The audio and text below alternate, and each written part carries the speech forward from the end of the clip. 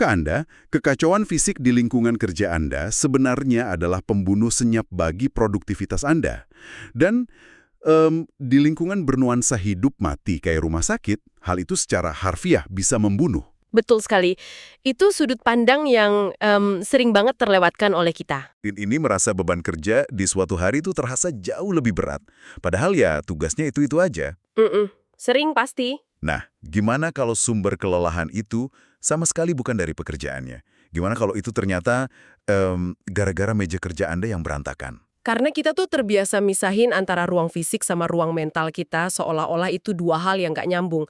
Padahal otak manusia kan nggak berevolusi untuk bisa gitu aja mengabaikan lingkungan sekitarnya. Oh, maksudnya otak kita selalu merekam semuanya? Iya, betul. Kekacauan fisik di sekitar kita secara harfiah dan secara neurologis, yaitu ngebebanin kapasitas kognitif kita. Wah, dan itulah misi kita pada pembahasan mendalam kali ini. Kita bakal ngebongkar sebuah materi edukasi singkat. Ini adalah sebuah audio briefing yang aslinya ditujukan buat tenaga kesehatan di rumah sakit. Materinya ngebahas tentang konsep 5R. Buat yang belum tahu, 5R itu singkatan dari ringkas, rapi, resik, rawat, dan rajin. Terdengar kayak slogan bersih-bersih biasa ya awalnya. Nah, itu dia. Awalnya pas saya lihat materi ini, saya mikir, ini paling cuma panduan housekeeping biasa lah. Instruksi standar rumah sakit buat petugas kebersihan. Iya, banyak yang mikir gitu. Tapi, setelah kita bedah lebih jauh sumber ini, prinsip-prinsip di dalamnya ternyata nyimpan sistem manajemen operasional yang sangat brilian. Ini sama sekali bukan soal estetika. Sama sekali bukan. Ini adalah sistem yang nyelamatin nyawa. Dan yang paling bikin saya kaget, ini relevan banget sama kondisi meja kerja Anda di rumah atau di kantor. Hal yang paling menarik di sini adalah gimana mereka ngambil konsep yang kelihatannya super sepele. Kayak nyortir barang gitu ya? Iya, nyortir barang, bersihin meja, tapi mereka jadiin itu sebagai fondasi utama dari kualitas pelayanan kesehatan. Mereka tuh menggeser paradigma. Menggeser gimana maksudnya? Dari yang tadinya mikir bersih itu sekedar biar nyaman dilihat, menjadi bersih itu fungsional. Bersih itu kritis untuk operasional. Oke, mari kita mulai bedah dari akar masalahnya dulu. Panduan ini kan menyoroti satu pertanyaan dasar ya. Mengapa pekerjaan kita sering terasa berat dan terhambat? Dan langkah pertama yang mereka tawarin adalah huruf R yang pertama. Ringkas? Betul, ringkas. Dan definisi operasional dari ringkas di sini, bukan melipat barang jadi kecil atau merapikan tumpukan, bukan itu. Bukan. Ini lebih ekstrim dari itu. Iya, ini adalah proses seleksi ekstrim. Panduan tersebut ngasih instruksi konkret buat para perawat untuk nyingkirin dokumen lama atau alat medis yang rusak dari ruang perawat. Prinsip utamanya itu, simpan hanya yang penting dan relevan sama tugas hari ini. Titik. Dan kalau kita lihat lebih dalam pada frasa hanya yang penting saja, ini sebenarnya nyentuh banget ke mekanisme cara kerja otak kita loh. Oh ya?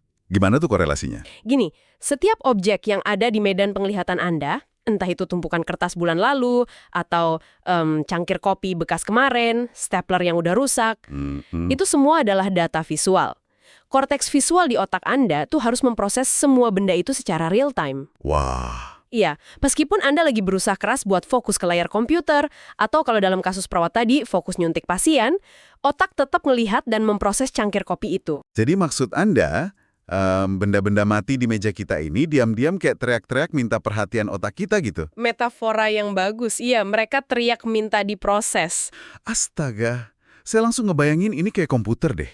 Gimana tuh? Kalau Anda buka puluhan tab browser berbarengan, terus ditambah ada aplikasi berat yang jalan diam-diam di background, RAM-nya pasti habis. nah, iya. Memori komputer atau RAM-nya langsung tersedot habis.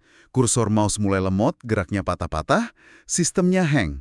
Komputer itu nguras energi jauh lebih gede cuma buat mempertahankan tab-tab yang bahkan lagi nggak Anda lihat. Betul banget. Jadi apakah meja kerja yang penuh tumpukan dokumen itu efeknya sama kayak tab browser yang nggak ditutup di otak kita? Metafora RAM komputer itu mendeskripsikan dengan sangat sempurna apa yang dalam psikologi kita sebut sebagai beban kognitif. Atau cognitive load. Cognitive load, oke. Otak kita itu punya kapasitas pemrosesan yang terbatas di satu momen tertentu. Saat lingkungan di sekitar Anda penuh sesak sama benda yang nggak relevan, Kayak kertas-kertas nggak penting tadi. iya, Otak Anda tuh harus ngalokasiin sejumlah energi, dan ini energi fisik loh, berupa glukosa. Tunggu, glukosa. Jadi beneran membakar kalori cuma buat ngacuin barang? Betul, otak membakar energi hanya untuk memfilter dan menyaring informasi mana yang harus diabaikan. Dan ini proses yang sangat melelahkan, makanya Anda ngerasa capek banget. Luar biasa. Nah, di rumah sakit, kelelahan kognitif macam ini nyiptain apa yang di panduan sering disebut sebagai gesekan operasional atau friction. Gesekan operasional. Sesuatu yang bikin tindakan sederhana jadi kerasa jauh lebih sulit dari yang seharusnya, kan? Tepat, bayangin ada seorang perawat yang harus nyuntikin obat kritis darurat. Oke. Tumpuk map tebal dulu cuma buat ngambil jarum suntik yang ada di belakangnya. Pergerakan fisik memindahkan map itu adalah friction. Yeah. Itu menguras waktu, mungkin cuma 2 detik, tapi itu nguras tenaga. Dan yang terburuk, itu memecah fokus si perawat. Benar, konsentrasinya buyar. Jadi, nyeliminasi barang yang nggak penting lewat konsep ringkas ini sebenarnya adalah upaya sistematis buat memuluskan jalan. Menghilangkan setiap milidetik hambatan bagi tenaga medis. Oke, ini mulai masuk akal. Jadi katakanlah kita udah ngelakuin seleksi ekstrim ini ya. Setengah dari barang di ruangan yang kita sebut sampah visual tadi, udah kita buang. Oke, meja udah lebih lega sekarang. Ya, stasiun perawat ini atau meja kerja Anda di rumah, sekarang cuma berisi barang-barang esensial. Tapi, barang penting ini tuh masih berserakan berantakan di atas meja. Apakah saya udah bisa dibilang efisien? Tentu belum. Pasti belum, kan? Karena nyari satu barang penting di dalam tumpukan barang penting lainnya, ya tetap aja makan waktu. Dan ini bawa kita ke teka-teki berikutnya dari sumber kita. Terus apa yang harus kita lakuin sama barang-barang esensial yang tersisa ini? Nah, disinilah kita masuk ke fase pengorganisasian. Ini diwakili sama R yang kedua. Yaitu? Rapi. Rapi. Dan panduan medis ini ngedefinisiin rapi dengan satu aturan emas yang nggak bisa ditawar. Setiap barang punya tempatnya masing-masing. Oh ya, materi ini tuh spesifik banget ngebahas soal ini. Obat-obatan, alat medis, sampai berkas rekam medis pasien. Itu harus banget disusun pakai sistem yang jelas. Dan harus gampang ditemuin. Ya, bisa ditemuin secara instan saat itu juga. Alasan utamanya kan efisiensi waktu operasional ya. Biar seperti yang dibilang di teksnya, saat dibutuhkan, tidak ada waktu yang terbuang. Betul. Tapi, mari kita coba bedah matematika kasarnya dari waktu yang terbuang ini. Kalau buat pekerja kantoran biasa kayak saya, nyari flash disk hilang selama 10 menit tuh efeknya paling telat masuk ruang meeting. Atau dimarahin bos. Masih bisa ditoleransi lah ya. Iya. Tapi, seberapa fatal dampaknya kalau kita bawa matematika ini ke lingkungan klinis kayak rumah sakit?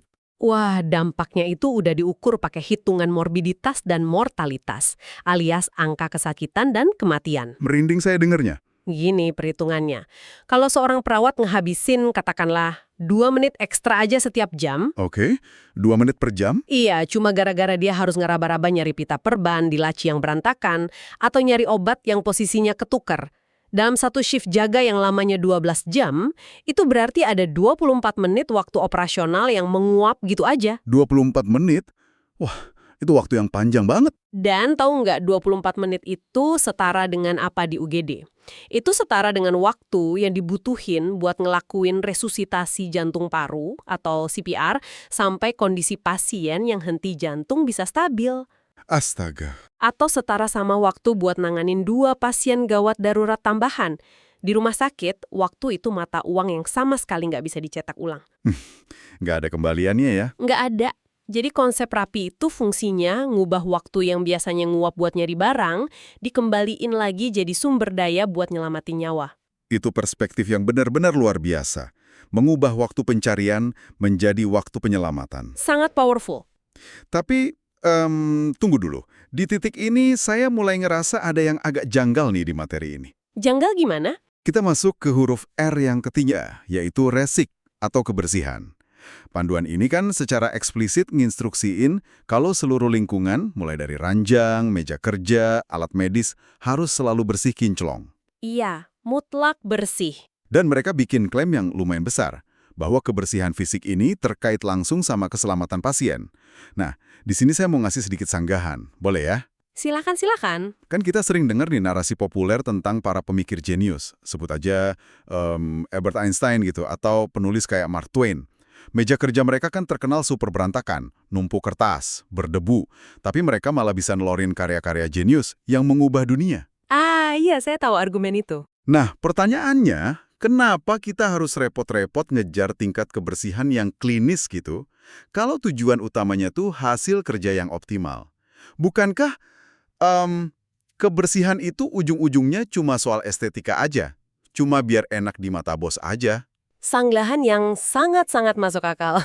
Dan di sini penting banget buat kita untuk misahin konteksnya. Oke, konteksnya beda ya? Jelas, meja Albert Einstein itu adalah ruang untuk ideation. Itu tuh sebuah zona di mana kreativitas murni dan eksperimen konsep abstrak terjadi. Tempat mikir keras? Betul. Dan dalam proses kreativitas murni, sedikit kekacauan visual di meja tuh emang bisa memicu otak buat bikin koneksi ide yang out of the box. Oke, masuk akal. Tapi, rumah sakit, ruang operasi, atau stasiun perawat itu sama sekali bukan tempat buat eksperimen kreatif. Wah, iya juga ya. Nggak ada yang mau dokternya bereksperimen pas lagi operasi jantung. Tepat, itu adalah ruang execution, area eksekusi. Dan yang namanya eksekusi operasional, itu nuntut presisi mutlak. Nggak boleh ada toleransi kesalahan. Hah? Terus kenapa panduan 5R ini narik garis lurus antara meja yang berdebu dengan keselamatan pasien? Jawabannya karena dalam dunia medis, kotoran itu bukan cuma perkara nggak enak dipandang. Terus apa dong? Mereka itu vektor. Vektor. Maksudnya kayak pembawa penyakit gitu. Benar sekali, debu mikroskopis, sisa cairan biologis dari pasien sebelumnya, atau bahkan cuma remah biskuit di meja perawat, itu semua adalah medium transportasi yang sempurna buat patogen dan bakteri jahat. Wow. Materi yang lagi kita bedah ini kan nekenin kebersihan tempat tidur sama alat medis ya, karena benda-benda itu adalah titik kontak langsung sama tubuh pasien yang sistem imunnya lagi drop. Lagi rentan banget pastinya. Iya, peralatan yang nggak disterilin dengan standar resik yang ketat, itu secara nggak langsung bisa mindahin bakteri jahat dari lingkungan rumah sakit langsung masuk ke aliran darah pasien. Lewat infus atau selang gitu ya? Betul. Dan inilah yang di dunia medis disebut sebagai infeksi nosokomial. Itu tuh infeksi yang bisa mematikan, yang ironisnya malah didapat pasien saat mereka lagi dirawat di rumah sakit buat sembuh. Jadi datang buat sembuh, malah dapat penyakit baru gara-gara peralatannya kurang resik. Tepat. Makanya panduan ini tuh sama sekali nggak lagi melebih-lebihkan. Resik itu bukan soal bikin ruangan kelihatan estetik buat difoto di brosur promosi rumah sakit. Bukan buat image. Bukan. Resik adalah barikade pertahanan fisik lapis pertama buat mencegah komplikasi infeksi. Menarik banget. Jadi, kalau saya boleh recap sedikit, kita bisa narik kesimpulan bahwa konsep rapi itu mastiin perawat atau dokter bisa nemuin obat dalam hitungan detik. Intinya, kecepatan. Betul, kecepatan operasional. Lalu konsep resik, itu mastiin pas alat atau obatnya dipakai ke tubuh pasien, barang itu 100% bebas dari patogen. Intinya, keamanan. Tepat sekali. Dari 2 poin ini aja, saya ngelihat ada satu rumusan operasional yang krusial banget. Kecepatan kalau tanpa keamanan itu bisa jadi sesuatu yang sangat berbahaya. Tapi keamanan tanpa kecepatan itu juga bisa berakibat fatal pas lagi keadaan darurat. Kombinasi yang nggak bisa dipisah ya. Iya, kedua elemen ini nggak bisa saling menggantikan. Harus jalan bareng. Rumusan yang brilian dari Anda. Keduanya emang wajib jalan beriringan. Gini aja, kalau Anda punya pisau bedah yang paling steril dan mengkilap di dunia, tapi Anda nggak tahu naruhnya di mana pas arteri pasien pecah, Sterilitas pisau itu jadi nggak ada gunanya sama sekali. nol besar. Sebaliknya, kalau Anda bisa nemuin pisau bedah di laci dalam 1 detik saking rapinya laci itu, tapi pisaunya kotor dan penuh bakteri, Anda cuma menukar satu krisis nyawa dengan krisis infeksi mematikan lainnya. Ah, saya paham sekarang. Wah, luar biasa ya. Oke, tapi ini bawa kita ke sebuah realitas yang jujur sering banget saya dan mungkin pendengar alami di kehidupan sehari-hari. Apa itu? Realitas ekspektasi lawan realita ya. Persis. Pengalaman saya tuh gini, kebersihan atau kerapian ini umurnya pendek banget, punya tanggal kedaluarsa. Kita tuh bisa ngabisin 2 jam penuh di hari Jumat sore, murni buat nyortir dokumen, buang-buang sampah, ngelapin meja kerja kita sampai bener-bener kinclong. Ruangan kelihatan sempurna banget pas kita pulang. Nyaman banget dilihatnya pasti. Nyaman banget. Tapi coba tebak, pas hari Rabu minggu depannya, tuh meja udah kembali kacau balau. Udah penuh lagi sama cangkir kopi, kertas print-printan numpuk sembarangan. Kenapa sih sistem yang udah susah-susah kita bikin ringkas, rapi, dan resik ini sebegitu gampangnya runtuh? Terutama kalau cuma kita lakuin sebagai proyek bersih-bersih musiman gitu. Pertanyaan yang sangat bagus. Apa yang barusan Anda gambarin itu sebenarnya adalah fenomena yang punya landasan di ilmu fisika. Fisika. Serius? Serius? Khususnya di hukum termodinamika kedua. Kita mengenalnya dengan sebutan konsep entropi. Entropi. Kayak di film-film sci-fi itu ya? Iya. Pada prinsipnya, segala sesuatu di alam semesta ini secara alami akan selalu bergerak dari keadaan yang tadinya teratur menuju keadaan yang acak, berantakan, atau kacau. Oke, jadi emang hukum alam kalau barang tuh bakal berantakan sendiri. Singkatnya begitu. Meja kerja Anda, laci dokumen di kantor, atau bahkan stasiun perawat di rumah sakit. Mereka semua nggak punya kehendak sendiri untuk menahan diri biar tetap rapih. Tanpa adanya energi ekstra yang secara sadar dan terus-menerus Anda arahin buat mempertahankan keteraturan tersebut, sistem sebagus apapun pasti akan selalu runtuh kembali ke setelan pabriknya, yaitu berantakan. Entropi ruang kerja. Wah, berarti tanpa intervensi energi yang terarah secara rutin, keteraturan itu sebenarnya sesuatu yang mustahil dipertahanin secara permanen dong. Sangat mustahil. Pantesan aja. Inilah alasannya kenapa berhenti cuma di 3R pertama tadi. Itu tuh sebenarnya adalah ilusi perbaikan. Tepat. Anda cuma nyapu kotoran ke bawah karpet kalau berhentinya di situ. Dan di titik inilah, materi edukasi medis yang kita bahas ini benar-benar nunjukin kelasnya sebagai sebuah sistem manajemen. Mereka tahu banget manusia itu gampang kalah sama entropi. Betul. Makanya mereka memperkenalkan peluru pamungkasnya, R keempat dan kelima, yaitu rawat dan rajin, sebagai energi intervensi penahan entropi tadi. Mari kita bedah lebih jauh gimana panduan ini ngerubah tindakan fisik yang tadinya cuma bersih-bersih ruangan menjadi sebuah arsitektur perilaku manusia. Oke, dari yang saya baca di materi, rawat itu didefinisiin sebagai upaya menjaga konsistensi. Hah? Instruksinya tegas banget. Buatlah sebuah standar baku dan pastikan seluruh anggota tim tanpa terkecuali menjalankannya bareng-bareng. Itu rawat ya? Iya, itu rawat. Terus ini digabung sama konsep rajin, di mana kedisiplinan individu jadi kuncinya. Melakukan 5R ini nggak boleh cuma pas lagi ada bos datang inspeksi. Atau pas mau akreditasi rumah sakit. Nah, itu penyakit klasiknya. Ini harus jadi kebiasaan sehari-hari. Nah, kalau saya perhatiin secara saksama, ada pembagian peran yang kerasa banget garis batasnya di antara dua konsep terakhir ini. Menarik. Gimana Anda ngelihat pembagian peran tersebut? Kalau menurut saya ya, rawat itu lebih ke urusan membangun infrastruktur atau sistem organisasinya. Oke, sistem makro ya? Iya. Ini adalah momen di mana manajemen rumah sakit atau perusahaan tuh nyiptain SOP, standar operasional.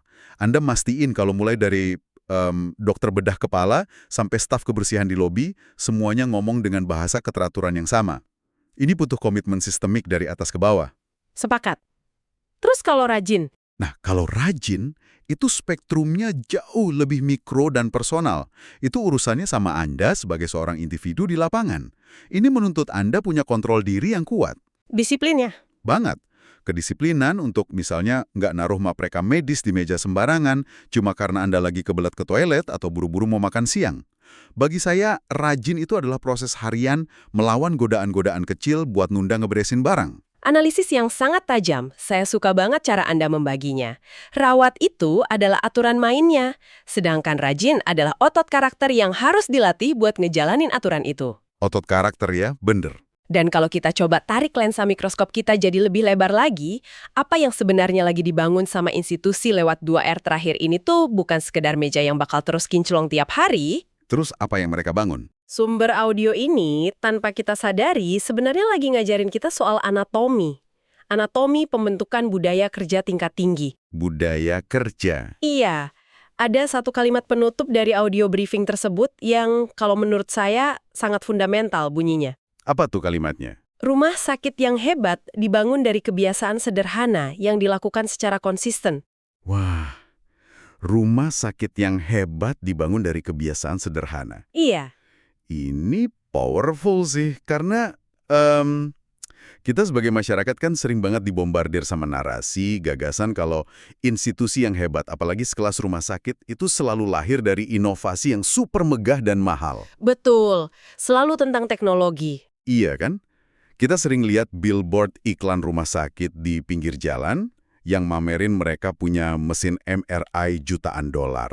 Atau teknologi bedah robotik terbaru yang canggih banget. Atau nampilin deretan wajah dokter dengan gelar spesialis berderet-deret. Sepanjang alfabet gelarnya. Persis. Kita tuh hampir nggak pernah mikir kalau kehebatan pelayanan mereka itu sebenarnya sangat ditentuin sama seberapa disiplin stafnya balikin barang ke lacinya. Inovasi, teknologi canggih, gelar mentereng, itu semua emang penting, sangat penting. Pastinya. Tapi mesin MRI seharga miliaran itu bakal jadi alat rongsokan kalau lingkungan di sekitarnya berantakan dan nggak ngedukung alur kerja yang efisien. Panduan 5R ini pada akhirnya sukses ngebongkar mitos besar bahwa kehebatan suatu perusahaan itu adalah hasil dari satu keajaiban atau satu lompatan inovasi besar. Ternyata bukan ya? Bukan, kehebatan operasional yang konsisten itu murni akumulasi dari ribuan tindakan kecil. Tindakan yang membosankan, yang nggak seksi, nggak glamor. Kayak misain berkas tadi ya? Iya, kayak disiplin ngebuang jarum suntik bekas langsung ke kotak limbah infeksius. Atau balikin botol cairan infus kerak yang benar posisinya. Hal-hal remeh-temeh. Bener. Bayangin aja gini, sebuah institusi punya alat robotik operasi yang paling mutakhir. Tapi karena staf perawatnya nggak punya budaya rajin, mereka malas ngerawat ruangannya, ranjangnya nggak disterilin dengan disiplin, pasiennya malah kena infeksi kuman meja. Matilah kredibilitas rumah sakit itu. Hancur lebur dari dalam, sistem keamanannya runtuh. Makanya fondasi dari segala pencapaian yang kelihatannya besar itu selalu bertumpu pada penguasaan terhadap hal-hal fundamental yang paling kecil. Menguasai hal yang kecil untuk mengamankan hal yang besar. Itu kalimat yang harus di-highlight banget. Dan, nah, buat Anda yang dari tadi setia ngedengerin obrolan kita, prinsip 5R ini sama sekali nggak eksklusif cuma mengendap di balik dinding steril rumah sakit loh. Berlaku di mana aja ya? Bener. Waktu kita tadi bahas soal rawat atau menciptakan standar, ini bukan berarti besok Anda harus ngeprint buku SOP setebal 100 halaman cuma buat ngatur laci meja kerja Anda di rumah. Itu malah nambah beban kognitif namanya. Iya kan? Standar di sini tuh bisa berupa sesuatu yang super sederhana. Sesimpel Anda nyiptain satu aturan pribadi buat diri Anda sendiri. Contoh konkretnya gimana tuh? Misalnya nih, memberlakukan jam malam untuk barang-barang di meja kerja Anda. Jam malam barang. Iya, aturannya gini. Setiap jam 5 sore, nggak peduli seberapa lelahnya, seberapa stresnya Anda ngadepin bos hari itu, semua cangkir kopi kotor wajib banget masuk ke tempat cuci piring. Dan semua sticky notes atau kertas coret-coretan yang udah nggak relevan sama kerjaan besok harus langsung meluncur ke tempat sampah. Wah, itu contoh yang luar biasa praktis.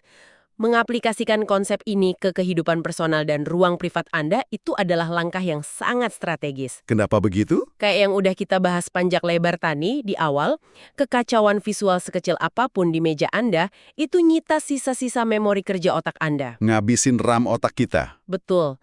Jadi coba deh, kalau Anda lagi ngerasa stuck banget, buntu pas mau mecahin masalah kerjaan, coba alihkan sebentar perhatian Anda ke lingkungan fisik di sekitar Anda. Lihat meja sendiri. Iya, coba evaluasi berapa banyak persen dari tingkat stres harian Anda yang sebenarnya cuma bermuara dari hal sepele kayak dokumen bond reimburse yang hilang nggak ketemu di tumpukan kertas. Sering banget itu terjadi. Atau berapa persen energi kreatif Anda yang udah nguap duluan tiap pagi, cuma gara-gara Anda harus berjuang ngurai kabel charger laptop yang kusut parah di atas meja. Bener juga. Mengatur dan mengendalikan lingkungan fisik Anda lewat prinsip 5R ini, ringkas, rapi, resik, rawat, rajin, itu pada hakikatnya adalah langkah pertama. Langkah paling gampang yang punya kontrol paling instan buat ngebantu Anda mengatur ulang kejernihan pikiran Anda sendiri. Luar biasa. Mengontrol apa yang ada di luar untuk menjernihkan apa yang ada di dalam. Oke, mari kita rangkum pelan-pelan esensi dari eksplorasi kita hari ini. Silahkan. Dari panduan edukasi 5R yang awalnya kelihatan kayak modul bersih-bersih biasa ini, kita akhirnya sadar bahwa memilih untuk nyimpan barang esensial doang lewat ringkas, terus menata ruang dengan presisi lewat rapi, Rapi. dan secara rutin mensterilkan lingkungan kerja kita lewat resik, Yang semua itu pada akhirnya dikunci erat-erat pakai standar lewat rawat dan dijalanin dengan penuh disiplin lewat rajin. Itu semua ngasih efek domino yang besar. Sangat besar. Ini ngasilin 3 lapisan dampak sekaligus. Lapisan pertama yang paling kerasa secara visual, ruang kerja fisik kita jadi jauh lebih nyaman. Estetikanya dapat ya. Estetika dapat. Lapisan kedua, terciptanya efisiensi waktu operasional yang luar biasa masif. Karena kita berhasil potong abis yang namanya gesekan operasional. Nggak ada lagi waktu kebuang nyari flash disk atau nyari alat medis. Tepat. Dan lapisan ketiga, lapisan puncaknya, dalam skenario yang berisiko super tinggi kayak di rumah sakit, 5R ini nyiptain benteng keselamatan operasional yang tak tertembus buat pasien-pasien mereka. Dan kalau saya boleh nambahin dikit buat organisasi bentuk apapun, entah itu korporat, startup, atau bahkan usaha kecil, kebiasaan sederhana mengurus hal remeh ini adalah bukti dari profesionalisme tingkat tinggi. Bahasa universal profesionalisme sejati ya. Bener sekali. Oke, jadi sebelum kita benar-benar berpisah dan mengakhiri pembahasan ini, saya pengen ninggalin satu pemikiran yang cukup provokatif buat Anda renungkan hari ini. Mari kita dengar. Coba pikirin ini baik-baik. Jika di sebuah lingkungan paling ekstrim, penuh tekanan tinggi dan beresiko nyawa, seperti ruang gawat darurat, di mana batas tipis antara hidup dan mati seseorang bisa lewat cuma dalam hitungan milidetik. Lingkungan yang sangat kaos. Iya, lingkungan secaos itu ternyata sangat mengandalkan sistem yang super dasar, kayak nyortir dokumen dan ngelapin laci alat medis hanya untuk benar-benar narik nyawa manusia dari ambang kematian. Lalu pertanyaannya, seberapa besar potensi ide cemerlang, kapasitas energi murni, dan efisiensi diri Anda yang sebenarnya masih ada saat ini, tapi perlahan-lahan mati lemas karena tertahan di bawah tumpukan barang rongsok yang berantakan di atas meja kerja Anda sendiri? Wah, itu tamparan yang keras tapi sangat dibutuhkan. Jangan biarkan potensi Anda mati karena entropi ruang kerja. Teruslah belajar, jaga selalu rasa ingin tahu Anda, dan mungkin setelah dengerin ini, cobalah lihat sekeliling ruangan kerja Anda hari ini pakai kacamata yang baru. Siapa tahu ada banyak milidetik yang bisa Anda selamatkan. Segera rapikan sekarang juga. Betul. Sampai jumpa di eksplorasi dan pembahasan mendalam kita yang berikutnya.